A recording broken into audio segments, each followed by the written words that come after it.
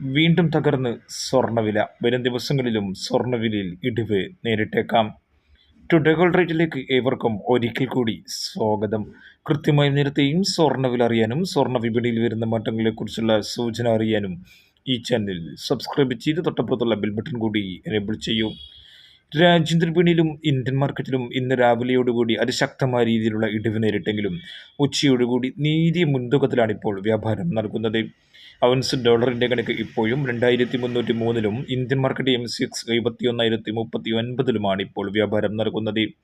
70,000 കൂപ്പുകുത്തിയിരുന്നു ഇന്ന് രാവിലെ 11 മണിയോടുകൂടി. അതേസമയം സ്വർണ്ണവില ഇന്നും ഒരു പവന് 200 രൂപയുടെ കുറവാണ് രേഖപ്പെടുത്തിയത്. 52,600 ഇന്ന് വ്യാപാരം നടക്കുന്നത്. ഇന്നലെ സ്വർണ്ണവില ഒരു പവന് 200 രൂപ കുറഞ്ഞ് 52,800 വ്യാപാരം നടന്നത്. 24K തങ്കവില ഇന്ന് രാവിലെയോടുകൂടി ഗ്രാമിന് 7,090 ഇടിഞ്ഞെങ്കിലും ഉച്ചയോടുകൂടി ഇപ്പോൾ 7,100 വ്യാപാരം നടക്കുന്നത്. തൃശ്ശൂരിൽ 7,105 വ്യാപാരം നടക്കുന്നത്.